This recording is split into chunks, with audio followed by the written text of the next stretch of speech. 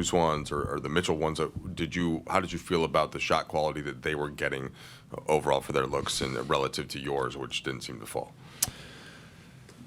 They have some really good shot makers on their team, and I thought overall our defense, in terms of execution, physicality, intensity, was good.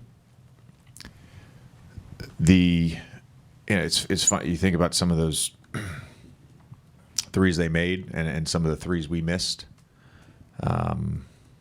They were obviously able to generate 11 more, but it's really, the difference in the game.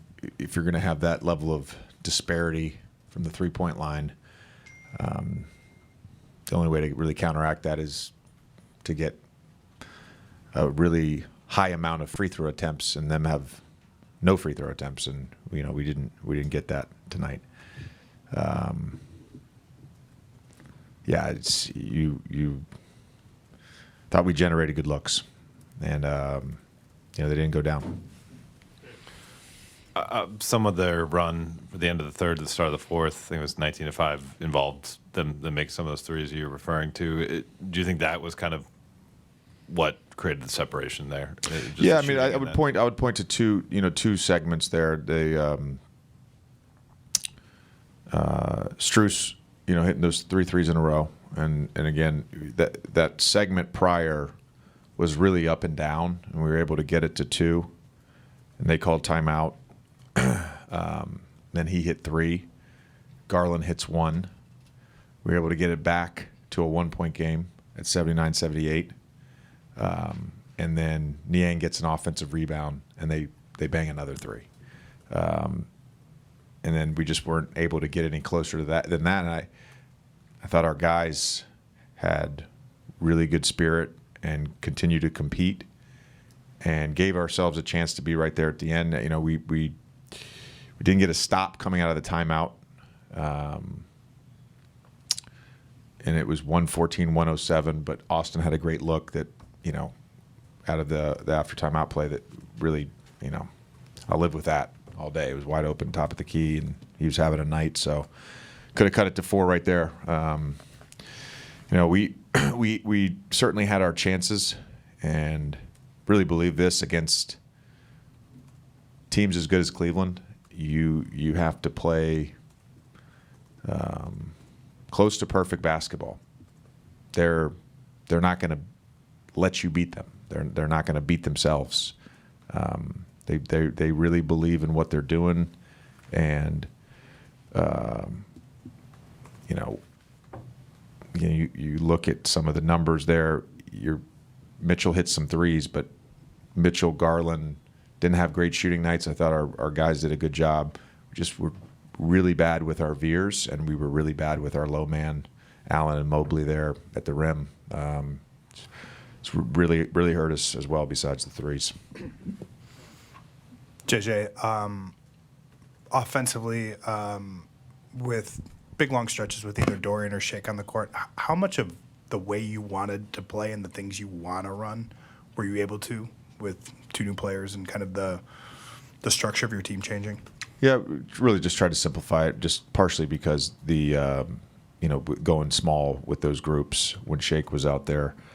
They're really just trying to play middle of the floor, 2-man action, trying to get behind the defense, space the floor behind, and thought that would give us an opportunity to generate some threes. But so in terms of organization level, is very simple, and it wasn't anything that we wanted to overcomplicate. And again, like I told you guys before the game, Jackson's going to play. It's just tonight was we thought that would be an opportunity when they had one big on the floor to just create some space and try to get some threes up. This is a new version of your basketball team. The ball is in Austin's hands a lot right now. He got off to a pretty rough start. Well, what are going to be some of the growing pains in this, and what does this team need to figure out as it moves ahead now, having changed?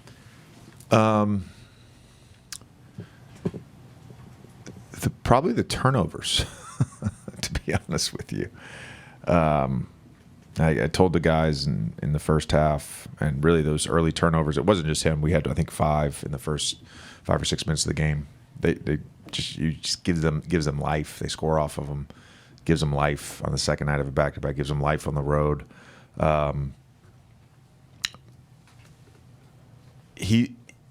Maybe this is a new thing, particularly with the way he's played the last 3 games. I think the patience to just make simple plays, something that I talked to him briefly about during the game, but something that will hammer home with him. He's going to get a lot of opportunities to play on and off ball with actions on both ways. There's a nature to his game that you have to be willing to live with some of this stuff because of the way he attacks and the change of pace and the quick decisions and the quick bursts. Like there's going to be some of that, and you have to live with that. It's sort of the unforced stuff that we'll grow. Yeah. You mentioned pregame, multiple efforts, multiple actions. With the Cavs specifically, it seems like they're getting to their actions really early in the shot clock, 22-20. How, important is that for their offensive recipe, just the early actions? Yeah, again, I thought we defended early actions well. They're always going to get to second, third actions. There's always going to be some misdirections on and off ball. I'll watch the film, but I think overall, just in terms of defending them in the half court, outside of a couple plays where we gave up maybe a 3, and several plays where our veers and low man weren't good. Overall, it was what we were trying to do. Just too much at the rim. JJ, big picture, game like this, where does this tell you where this team is in terms of relative to maybe where you want to be at the end of the season? Yeah, I think we're right there.